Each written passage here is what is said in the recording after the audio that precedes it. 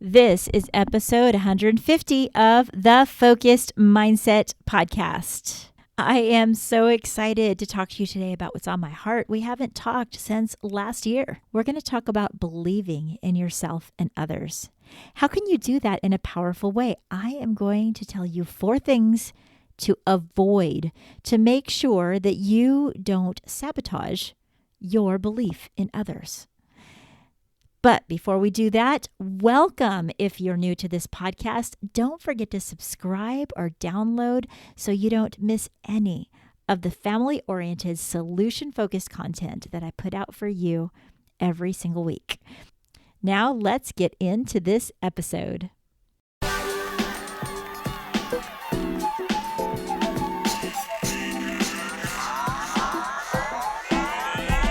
Welcome to the Focused Mindset Podcast.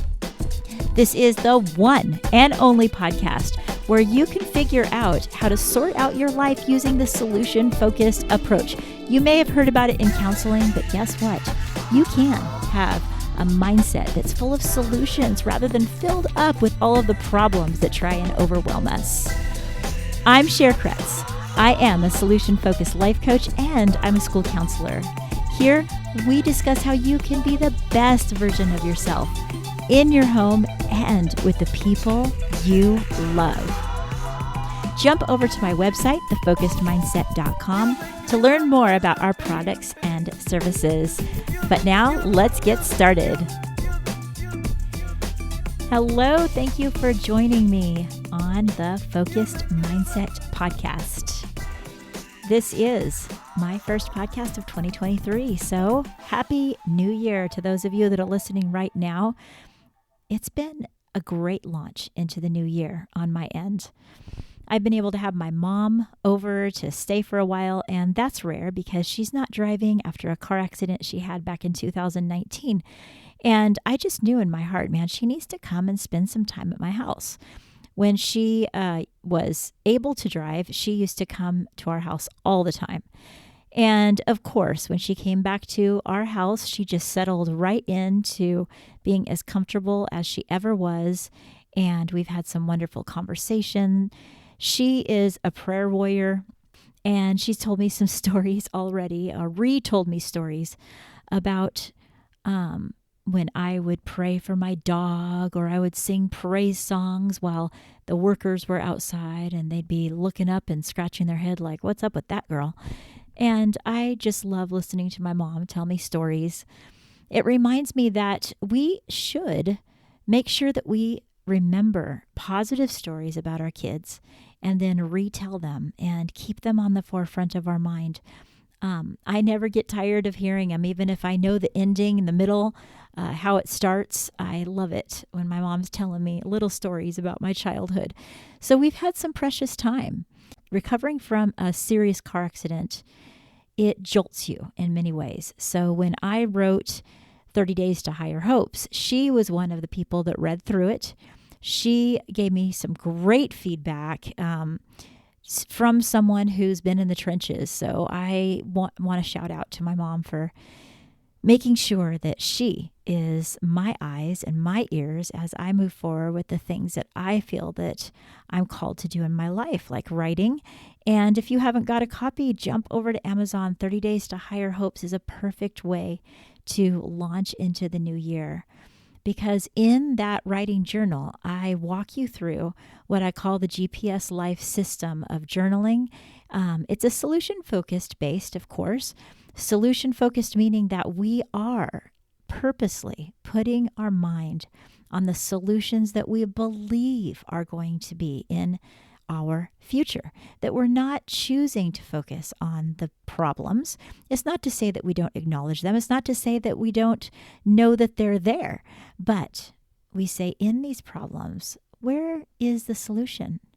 You might have seen on my Instagram that I put a post before Christmas, find the solutions in this season. And this alone helps our mindset. In 30 Days to Higher Hopes, we talk about gathering the information without any judgment, the information on whatever you're thinking about doing or whatever's been burdening you. And then you plan with your preferred future in mind. You plan with purpose, with a purpose-driven attitude, because we can just write out lists of things, but it's totally different when we've gathered all of our information about what we're interested in. We've thought about our values. We've thought about the things that make us happy, the things that we're worried about, and not been judgmental about that. And then move into a planning phase that's more purposeful and more vision driven. And then we soar. GPS, S stands for soar. And that's what many of you are ready to do right now. January has come and we're ready to soar forward. And when we do, let's talk about the level of belief that we hold within our hearts, not only for ourselves, but for others. Specifically, when we think about believing in our kids, I think that it's something we need to be aware of how we're believing. Now, I think all of us say, of course we believe in our child. Of course we're there for them. Of course we want the best for them. But there's different ways that we can try to motivate or challenge or be there for our kids that can do sometimes more damage than good. So I thought of 4 different ways that we should avoid believing in our kids, if you will. One is avoid having tunnel vision when you're believing in them. Many times we have one purpose that we see, one vision that we see, one ending to the story. And if you're not careful with your child, you can begin to tailor make a story for your child, for their future, and forget that this is their journey. They are the adult in training, and that they have their mind that is beginning to expand and grow and mold into their dreams and their future. I've watched some parents have such a tunnel vision for their child that it seems completely unacceptable when their child comes to them with another alternate version of success that doesn't line up with what they first thought. I know one parent came to me once and said, my child has wanted to be a doctor ever since she was 3. That's all she's ever done. She has always wanted to be a doctor. Now, this child in high school was very stressed out in her science class, and she felt as though she was struggling so much. And in our counseling conversation, I asked her about the things that she's passionate about. And I learned that she was passionate about political science and that she wanted to make a difference for the Filipino communities. And she wanted to, she dreamed of being a lawyer for that community. She was scared to death to tell her mom because all her mom saw her is in the medical field. Well, come to find out, her passion was so strong that she did finally decide that she was going to stand up and tell her mom, this is what I want to major in. Wasn't long after that her mom called me and said, where did she get this notion that she wants to major in college in political science? And I said, well, she is taking a political science class at the junior college. And she goes, well, that's just one of her general eds. I cannot believe this. We entered into a conversation about this, and by the end, she seemed to be somewhat okay with expanding her dream or vision of what she saw her child. She thought, well, maybe she'll be in medicine law or something of that sort. Well, as soon as this child got the green light, this teenager, to begin to explore the political science that she wanted to, she began to write papers, and she got them published even, and she ended up getting offered a full ride scholarship to some of the highest, most prestigious colleges in political science. And she had her choice of what college she might go to, not because she found her passion. It is entirely possible that we can pigeonhole our kids if we choose to believe in them because we're believing in our version of what success might be. You might see them being successful in a certain sport. It's not the sport that they're going to get into. Maybe they're more artistic and you're stuck in another also thing that they're gifted in. Along the way, as your kid grows and matures, be in tune with their vision for themselves. The more in tune they are with their values and who they were meant to be, the more they will find the levels of success that you want them to have. As a school counselor, that's my very first tip as far as believing in a child, is avoid having tunnel vision. The second one is don't believe in them out of trying to simply protect them.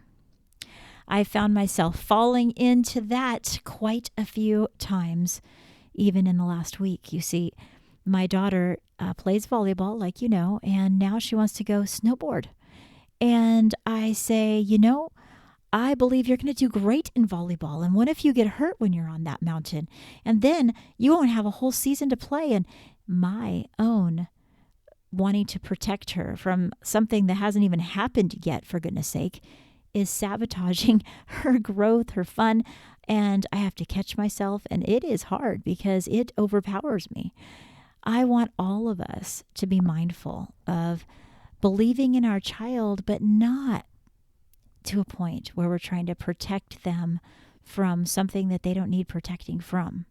We need to have faith and we need to have comfort in the fact that they're going to have fun, they're going to go places, they're going to do things, and it might make us feel uneasy rather than feeling like we want to protect them. Rather than that, cover them in prayer and send them on their way, because I'll tell you what, you will be happy when you do, because your child will have animosity towards you if you're stopping them from doing the things that they've always wanted to do, like say going to camp or experiences that they're meant to have in their life. And in some cases, it can overwhelm us to the point that we stifle our children. So don't mask believing in them and actually you're just being overprotective. Now let's consider my third tip, and that is be careful about believing in them and accidentally applying too much pressure on them. An unnecessary amount of stress is placed on our children's shoulders when we want the best for them, so we put the pressure on for them to achieve at the highest level, feeling as though we want them to live up to their fullest potential. In order to do that, no, you have to sit, you have to finish all of this homework, you have to reach a higher standard than that. And even we can fall into saying, wait, you got an A? What about an A+? Hold it, pump the brakes, and realize that your child needs to know that you believe in their success and you believe in them even if they're less than successful. Belief needs to be there 100% of the time, every single time that you say, I believe in you. I believe that when you fall, you're going to stand back up. I'm not going to be so hard on you that you feel like if you let me down, then I don't love you anymore. Believe it or not, we can put that subliminal message right out there to our child, because if we're regularly letting them know that they have to meet a certain standard and then putting stress on them and pressure on them to do that, their mind says the only way that I'm acceptable in my parents' eyes is if I reach that standard. That's not the intention that most parents want. They are just saying, hey, I want my child to do their best. No one's going to help them do that but me. Find a balance there. Find a balance. Look for it. You can talk to your child as you grow up to say, I know that you're capable of an A. What do you think you need in order to get an A? What do you think you need to do in order to reach that? If they give you some honest reasons why that A seems to be, for this example, out of reach, talk to them about it. Look at it with them. try desperately not to show the signs of such a high level of disappointment that they feel as though they've done the ultimate of betrayal or something along these lines. Your love needs to be unconditional in these matters because failure is a part of life, and they can pick themselves up and they can thrive in the midst of failure. In fact, they can use their failure as a story towards how they grew, how they expanded, how they moved into a person that they should be, if you teach them that that's what they can do through their failure. If it just stops at you failed, and that's that, punishment happens and disappointment, then you miss the lesson in that failure. Now, grades get more and more important as they grow up. And when they're in high school, it does make a difference as far as colleges and that kind of thing. So don't misunderstand me. I know that the children need to 100% understand what their GPA means, that they have standards that you expect them to follow depending on their level of ability. And I think that's healthy. But I think we can do that in a loving way, in a way that helps them take ownership of that success rather than living to please you. You could practice that from kindergarten on because you want them to be working hard from more of an internal flame, not because they're trying to live up to a standard that seems more and more impossible. That's when stress happens. That's when you can even fall into a fear-based tactic where you're applying pressure because you're scared they're going to fail. And the more scared you are that they're going to fail, the more pressure you apply. You can back up if you've gotten in that cycle and regroup this year to move in a different direction.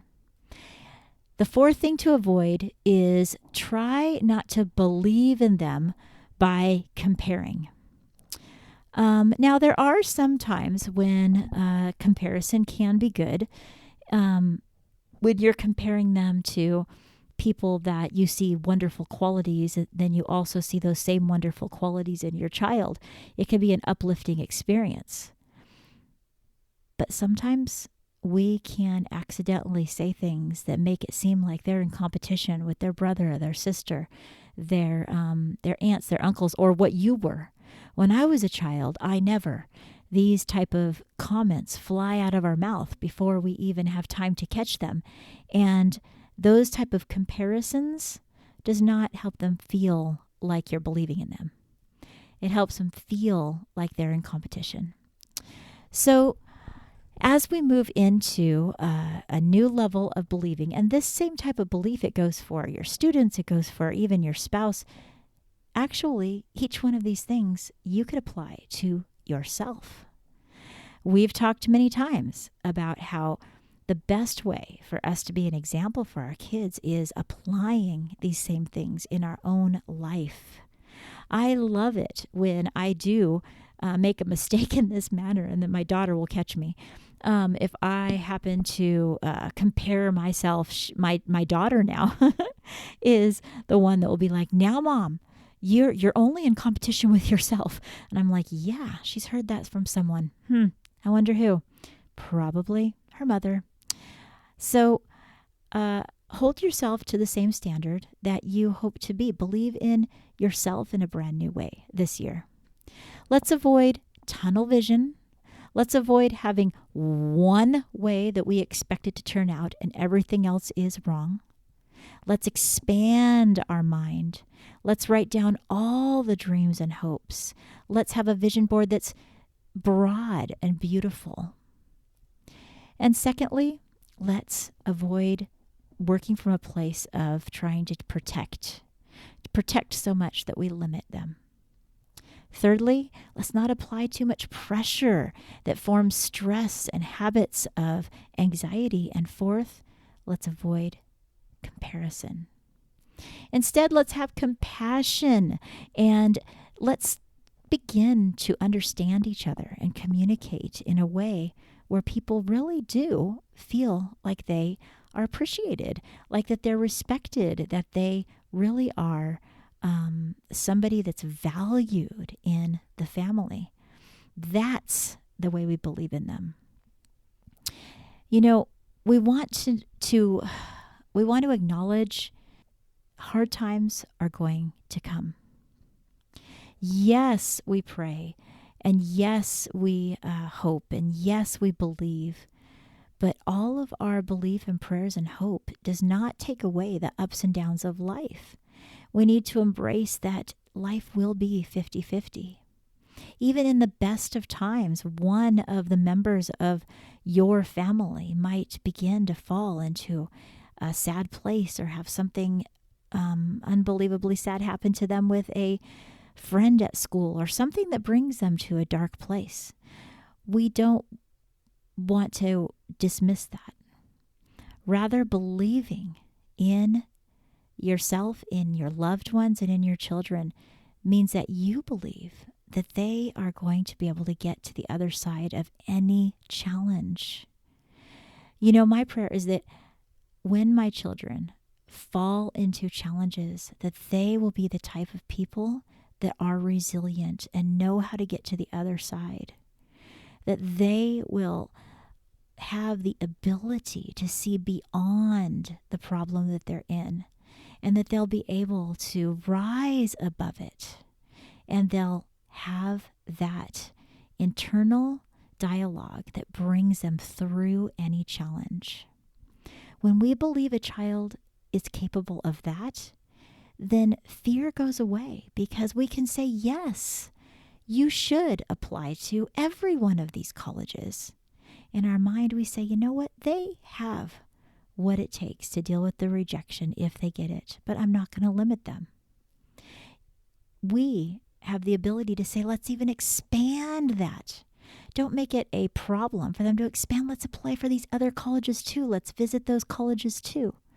Right? This is the same for a sport. If you see that they are not doing so well in. I remember when my oldest daughter was in softball, she was in softball and she was doing her darndest best and she was giving it her all. And I know my husband wanted her to do good in softball, but we finally had to turn and say, this isn't her sport. We need to find out what this girl is made of and what makes her tick. And that ended up being swimming. Partly because she doesn't really like a lot of material on her, and in swimming it's just, swimming suit in the water. And it was where she began to thrive as far as a sport. There's so many things for us to really explore as we are raising kids, and even as we are moving through our adult life. I would say that challenge your definition of how you believe.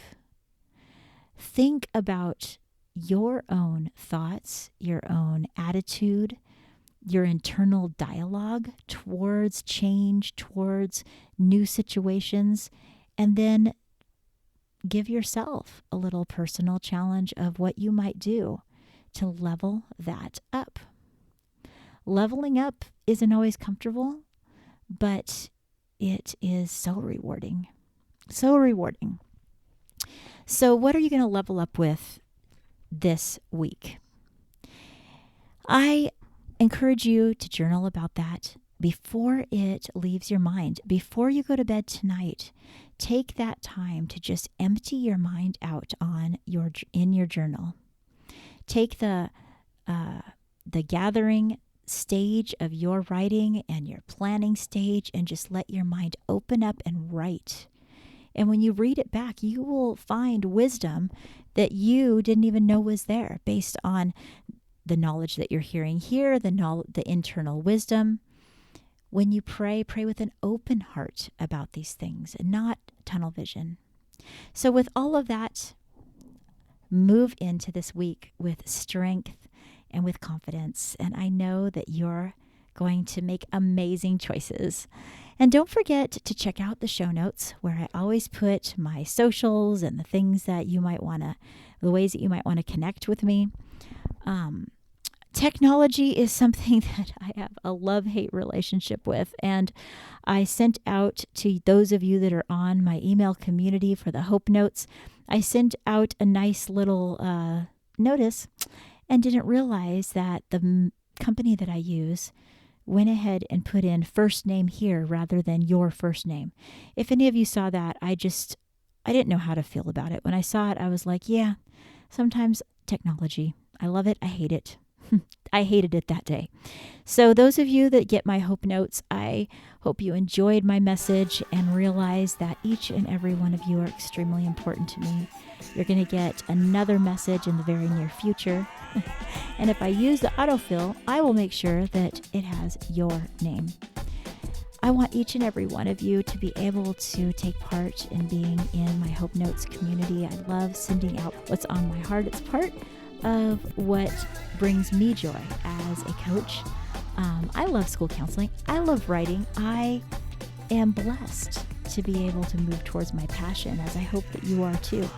But isn't it better when we do it in community? Isn't it better when you're able to get a little message from someone that's like-minded, and then we're in this together? So hit the link in the show notes or go to my website, thefocusedmindset.com, and you'll see several places where you could join our email community. You can also get a hold of me on my Instagram. That's Cher the Focused Mindset.